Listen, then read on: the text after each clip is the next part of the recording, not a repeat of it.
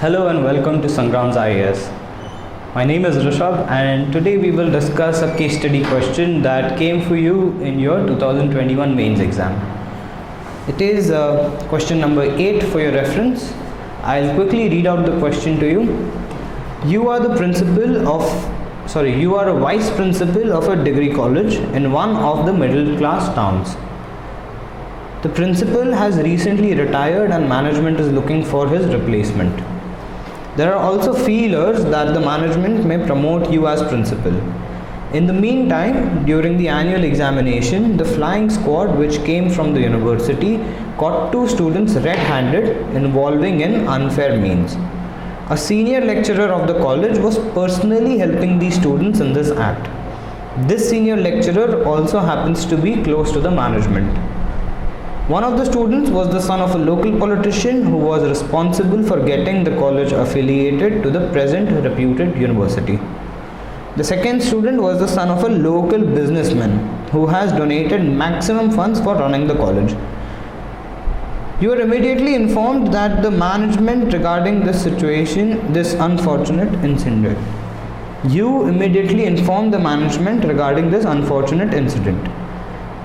The management told you to resolve the issue with the flying squad at any cost. They further said that such an incident will not only tarnish the image of the college but also the politician and the businessmen are very important personalities for the functioning of the college.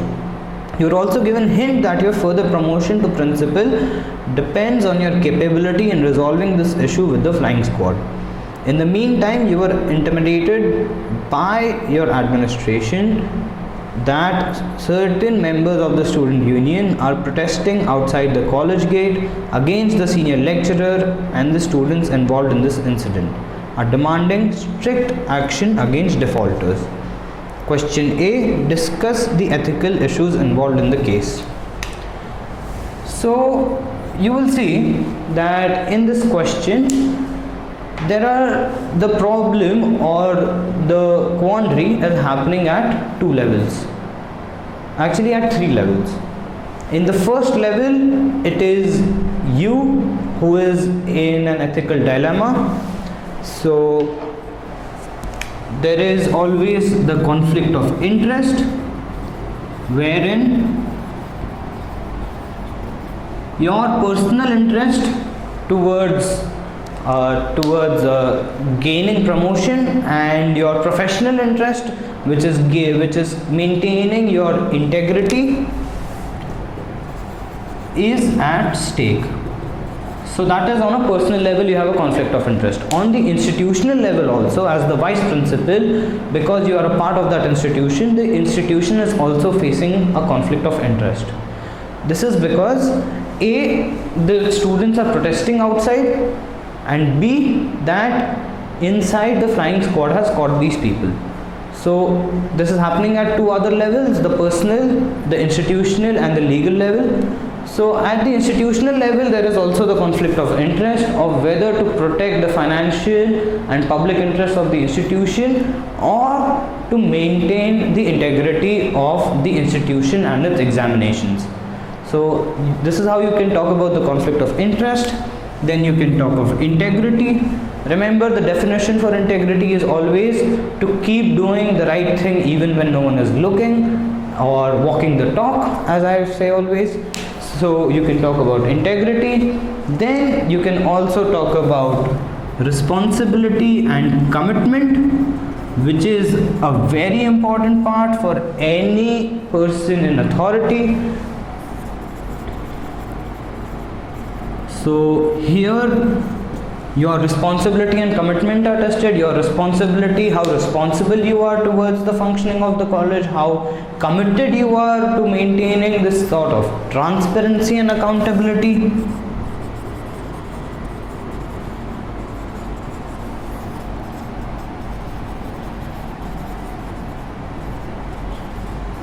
So these are some ethical dilemmas or the ethical issue that are involved in the case. Then your second question is critically examine the options available with you as vice principal. What option will you adopt and why? So clearly, as I have told you in my previous video where I was giving you tips for your for how to solve your case studies, remember to always state the premise. So you will state the premise, you will state that in this situation the vice principal is facing the ethical dilemma of whether to suspend the students or to give in to the political pressure and the administrative pressure that he is being subjected to. So you can write the premise that the given case considers the vice principal's dilemma in the case of cheating that is being caught by the flying squad and his ability to resolve the issue. Then you will state the questions or ethical dilemmas at stake, and here you can enumerate quite clearly that there is a conflict of interest and everything that we wrote in question A. You can just state them one by one, just in few words. Then you will write about critically examine the options available with you as vice principal. So I'm so sorry. So remember that the word critically examine actually means that you have to not only state the plans of action that are available, but you also have to state the merits and demerits of that plan of action. So what are the alternate plans of action that you have? Alternate plans of action, you will state both the merits and demerits of that plan. So your first is to give in to this sort of political pressure.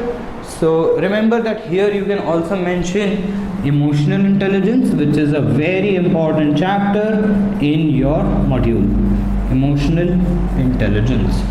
So your first plan of action that is available to you is to become authoritative, become autocratic as a vice principal, wherein you bribe the flying squad, you use hook, crook and slinker to move this flying squad away from the situation and to take the side of the politician and the businessman's son and to curb the protests through repression that are happening outside the gates of the college. In this first plan of action, the merits are that the situation will be solved, your personal interest is saved, the institution's interest is saved, and the students are also saved. The demerits are that the image of the institution can still be tarnished. B, it becomes or serves as an example for the students in the future that if they are influential, then they can get away with doing anything that they please. Then you can state another demerit where you can say that in this case the responsibility is being evaded by the vice principal and he is not able to handle the situation in an emotionally intelligent manner.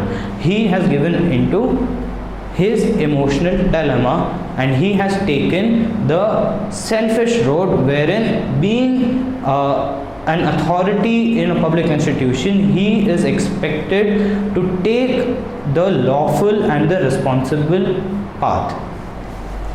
Second is to take the high road, to stand the moral high ground and to take punitive action against the students who have been caught cheating, to set up a disciplinary committee to investigate this matter and to try these students and the senior faculty member according to the laws of the university, according to the rules and regulations of the university, and to order an immediate suspension of this tutor, of this lecturer who has been caught by the flying squad along with the students.